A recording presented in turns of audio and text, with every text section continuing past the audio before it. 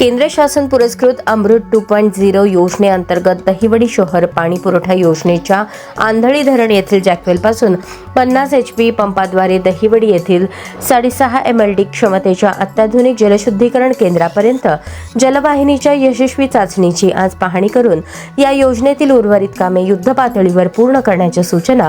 संबंधित अधिकाऱ्यांना दिल्या। भारताचे यशस्वी पंतप्रधान नरेंद्र मोदी यांच्या प्रत्येक घराला सुरक्षित व शाश्वत नळाद्वारे पाणी या दूरदृष्टीला अनुसरून तसेच मुख्यमंत्री देवेंद्र फडणवीस यांच्या मार्गदर्शनाखाली महाराष्ट्रात मिशन अमृत 2.0 अंतर्गत शहरी भागांमध्ये जलसुरक्षा बळकट करण्यासाठी विविध विकास कामांची प्रभावी अंमलबजावणी सुरू आहे। दहिवडी शहरासाठी राबवण्यात येत असलेल्या या महत्त्वाकांक्षी योजनेत आंधळी धरणातून पाणी उचलून दहिवडी येथील जलशुद्धीकरण केंद्रापर्यंत यशस्वीरित्या पोहोचवण्यात आले। सध्या संपूर्ण जलवाहिनीची चाचणी सुरू झाली असून पाणी फिल्टर टँकपर्यंत कोणताही अडथळ्याशिवाय पोहोचले आहे। तसेच 6.5 MLD क्षमतेच्या नव्या जलशुद्धीकरण केंद्राचे काम अंतिम टप्प्यात आले असून या ठिकाणी उभारण्यात आलेल्या 8,43,000 लिटर क्षमतेच्या नवीन पाणी साठवणूक टाकीमधून लवकरच दहिवडी शहरवासियांना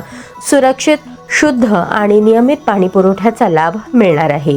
ही योजना दहिवडी शहराच्या विकासात मैलाचा दगड ठरणार असून नागरिकांच्या दीर्घकालीन पाणी प्रश्नावर प्रभावी उपाय ठरणार आहे। यावेळी जिल्हा परिषद सदस्य तथा सिद्धनाथ नागरी सहकारी पतसंस्थेचे चेअरमन अरुण गोरेआबा, सभापती अतुलदादा जाधव, सिद्धनाथ पतसंस्थेचे संचालक संजय काका गांधी, सिद्धार्थ गुंडगे, दहिवडी नगरपंचायतीचे मुख्याधिकारी संदीप घारगे, कार्यकारी नगराध्यक्ष बाळासाहेब सावंत, नगरसेवक महेश कदम, नगरसेवक रुपेश मोरे, महेश जाधव, नगरसेवक रवींद्र जाधव, नगरसेवक दिलीप जगदाळे, स्वप्नील मोरे, चेअरमन राजेंद्र जाधव, अमृत ढगे, दत्तात्रय अवघडे, सोहेल शेख, सागर सावंत, पत्रकार राजेश इनामदार यांच्यासह अनेक मान्यवर उपस्थित होते।